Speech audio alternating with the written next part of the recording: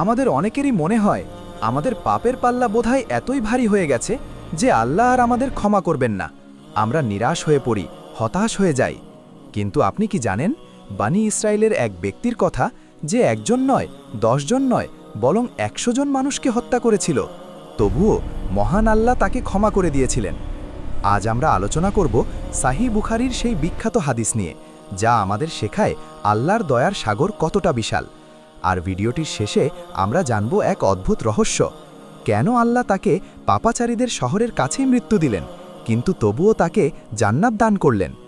বহু বছর আগের কথা, বানি ইসরায়েল বংশের এক লোক ছিল, যে 99 জন মানুষকে অন্যায়ভাবে হত্যা করেছিল।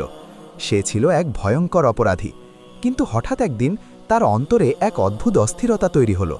অনুশোচনায় তার হৃদয় ভারী হয়ে উঠল। সে ভাবতে শুরু করল, আমার কি কোনো ক্ষমা আছে? আল্লাহ কি আমাকে ক্ষমা করবেন?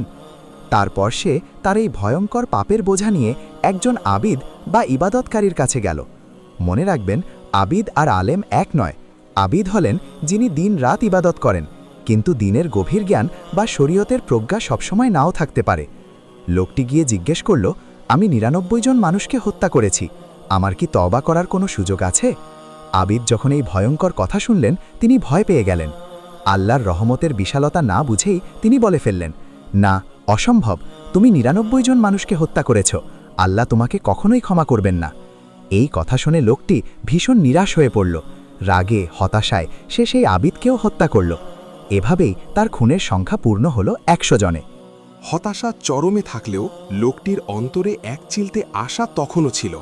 সে আবারও খোঁজ করতে লাগল এমন কাউকে যে তাকে সঠিক পথ দেখাতে পারবে। অবশেষে সে একজন প্রকৃত আলেমের দেখা পেল। লোকটি তার সমস্ত অপরাধ খুলে বলল, কাপা কণ্ঠে করুণভাবে জিজ্ঞেস করল, আমি 100 জন মানুষকে হত্যা করেছি, আমার কি ক্ষমা পাওয়ার কোনো পথ খোলা আছে? প্রকৃত আলেম তাকে নিরাশ করলেন না।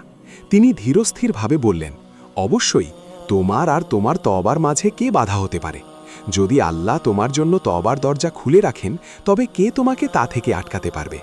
এই কথা শুনে লোকটির মনে আশার আলো জ্বলে উঠল। তার হৃদয় যেন অন্ধকার থেকে আলোতে ফিরে এলো।